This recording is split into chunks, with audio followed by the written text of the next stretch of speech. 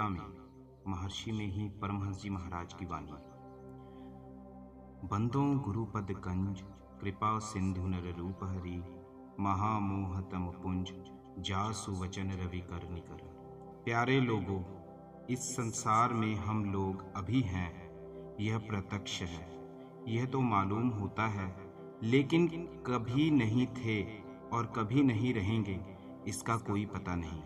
इसलिए संसार में उत्पत्ति, स्थिति और प्रलय की कुछ कथा कही जाए संभव नहीं समझता हूँ। हम लोग संसार में रहकर करें क्या? संसार के सभी प्राणी चाहते हैं सुखी होकर रहें। सुखी होकर रहने के लिए मन में चैन चाहिए। मन में चैन है तो संसार में सुख है। मन में चैन नहीं तो शरीर में सुख नहीं। मन का चैन मन की स्थिरता में होता है। मन की स्थिरता एकाग्रता में होती है। एकाग्रता को ही एक सुई दिल कहते हैं। मन को एक तरफ लगाना है। मन बिल्कुल एक तरफ हो, बड़ा कठिन है। जिसको गुरु का भेद मिलता है वह कर सकेगा। मन को एक तरफ बहुत जल्द करना किसी को हुआ नहीं, करते करते होता है। गुरु की युक्ति जिसको मिलती है वर्षों करता है। वो जन्म जन्म के संस्कार से मन की एक औरता होती है। अभ्यास द्वारा जब मन की पूर्ण रूपेण एक औरता होती है तब मन पूर्ण एकाग्र हो जाता है। जब मन एकाग्र हो जाता है तब वह एक तरफ हो जाता है। एक तरफ क्या है? जब एक ही एक हो, दूसरा नहीं। मेरे जानते वह ईश्वर परमात्मा है। ईश्वर परमात्मा को हम नहीं मानते हैं तो सूर्य, चंद्र, तारे आदि का जो संचालन है वह भ्रष्ट हो जाता है। इसके भ्रष्ट होने से जो बचाता है वह ईश्वर ही है। सृष्टि का आरंभ जिससे होता है वह ईश्वर है।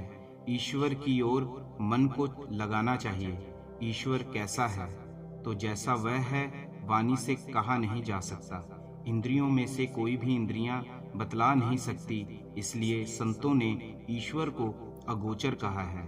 ईश्वर प्राप्ति के लिए अंतर साधना की जरूरत है। साधना में मन को काबू करने के लिए कुछ स्थिर पदार्थ को रखा गया है। सूक्ष्म साधना में संतों ने एक ही एक को पकड़ने कहा है। वह ऐसा होता है जिसका स्थान है, परिणाम नहीं। जो रेखागणित पढ़े हैं वे जानते हैं कि ऐसा बिंदु है। बिंदु में नाद ग्रहण होता है। नादानुसंधान करने वाले साधक अंत में सार शब्द को प्राप्त कर परम प्रभु परमात्मा तक पहुँचते हैं। सारा संसार बिंदु से बना है। बिंदु से रेखाएं बनती हैं और उस रेखाओं से सारे रंग रूप बनते हैं। सब रूप रंग को प्रत्यक्ष में ऐसा लोग कहते हैं कि कभी रहता है फिर वह गायब हो जाता है, यानी मिट जाता है, जिसको लोग मौत कहते हैं, मरनी कहते हैं। उस मौत से सारी सृष्टि ग्रसित है। सारी सृष्टि जिससे ग्रसित है उसे काल कहते हैं। काल होने से लोग उत्पन्न होते हैं।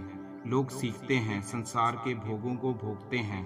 काल आ जाने पर इच्छा नहीं रहते हुए भी सब कुछ छोड़ देना पड़ता है। अंतर साधना द्वारा स्थूल, सूक्ष्म, कारण, महाकारण आदि सब आवरणों को छोड़ देने पर वही एक रह जाता है जिसको हम ईश्वर कहें व और कुछ। ये बहुत गहन बात है। जिससे यह बात समझ में आती है वह है सत्संग। सत्संग करो और गुरुजन की सेवा करो तो काल अच्छी तरह कटता जाता है। सदाचार का जीवन पालन करते रहो तो सत्य पर अटल बने रहोगे।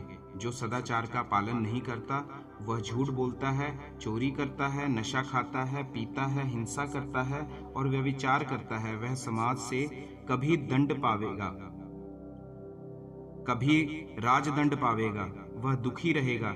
इसलिए जो संत लोग कह गए हैं उनके उपदेश पर चलना चाहिए। पहले समझने के लिए सत्संग कराया जाता है। सत्संग करना चाहिए, गुरुजन की सेवा करनी चाहिए, सदाचार का जीवन पालन करना चाहिए, भोजन के लिए उद्यमी बनना चाहिए। जो उद्यम नहीं करते उनको भीख मांगना पड़ता है। आजीवन दुराया जाता है। संतों के बताए शुभ मार्ग पर चलना चाहिए, इसी में जीवन बिताना चाहिए। संसार में सबसे प्रेम भाव से रहो। यदि किन्हीं को कटु भाव से देखोगे तो वह भी कटु भाव से देखेंगे, झंझट होगा। इसलिए कटु भाव को छोड़ दो, ध्यान अभ्यास करो, आपस में मिलजुल कर रहते हुए जीवन बिताओ, जिसमें समाज में, देश में शांति हो। हमारा यही उद्देश्य है, हमारा यानी मैं और मेरे जीवन साथी और जो सत्संग कराते हैं, सबसे मिलन जुल कर रहो। जब तक यह इच्छा रहती है कि हमको बहुत धन हो और ऊंचे स्थान पर बैठा दो तो बड़ा झंझट रहता है। मैं नहीं चाहता हूं कि मुझको सबसे ऊंचे स्थान पर बैठाओ। परिश्रम से ही सृष्टि थमी हुई है, बिना परिश्रम के यह पंडाल भी नहीं बन सकता। मैंने स्वयं कितना परिश्रम किया है, यह संसार भी परिश्रम से ही बना है। जिस काल में यह संसार ग्रसित है, उस काल को भी जो ग्रसने वाला है वह है परमात्मा। संत सुंदरदास जी ने परमात्मा के संबंध में बड़ा ही अच्छा कहा है। व्योम को व्योम अनंत अखंडित, आदि न अंत सुमध्य कहा है। को परिणाम करी परि पूरण, द्वैत अद्वैत कछु ना जहाँ है। यह बड़ा गंभीर ज्ञान है। ध्यान कीजिए, सदाचार का पालन कीजिए, कभी झूठ मत बोलिए। झूठ सदाचारिक जीवन में प्रधान दूषण है। इस दूषण को हटाइए, मान अपमान में सम रहिए। संत मत यही बतलाता है, शांति जिसको मिलता है उसको कहाँ लोभ कहाँ मोह। शांति प्राप्त करने के लिए ऋषि मुनि लोग कह गए हैं कि जो लोग शांति चाहते हैं वह ऋषि मुनि की बात को माने। विषय वासना के अंदर रहने वाले में उल्टी बातें होती है। विषयों में मन को हटाकर रखिए। रूप, रस, गंध, स्पर्श और शब्द, यही पांचों विषय हैं। शब्द बोलने का भी है और नहीं बोलने का भी, उसमें मन को हटाकर रखिए। नहीं बोलने का शब्द मन ही मन बोलते हैं, उससे भी ऊपर उठिए। जहाँ मन की भी गति नहीं है वहाँ है चेतन धार, जिसको परा प्रकृति कहते हैं।